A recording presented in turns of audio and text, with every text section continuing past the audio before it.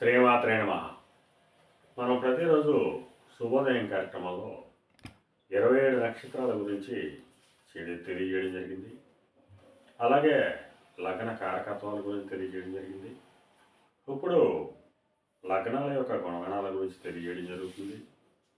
ఇలా కొద్దిగా జ్యోతిష్ శాస్త్రంలో ఉన్నటువంటి విషయాలన్నీ కూడా మన మిత్రులకి తెలియజేయడం జరుగుతుంది. అందువల్ల మన మిత్రులు రెగ్యులర్గా నా ఛానల్ని ఫాలో అయినట్టయితే విషయాలు మనకి తెలుసుకుంటాయి. ఈ జ్యోతిష శాస్త్రం అనేటువంటిది ఉత్తమమైనటువంటి శాస్త్రమే.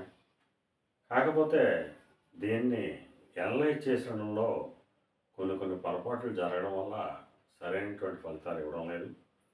పూర్వం నుంచి కూడా జ్యోతిష్ శాస్త్రానికి ప్రాముఖ్యత ఉంది. ఆ ప్రాముఖ్యత మనకి మనోధైర్యాలు ఇవ్వడానికి తప్ప నిరుత్సాహపరచడానికి ఎంత మాత్రం కాదు. అందువల్ల ఈ విషయాలు మన మిత్రులందరూ తెలుసుకుని నేను చెప్పినటువంటి విషయాల్ని గుర్తించి ఆదరిస్తారని కోరుకుంటూ మీ పెదబాబు సిద్ధాంతి.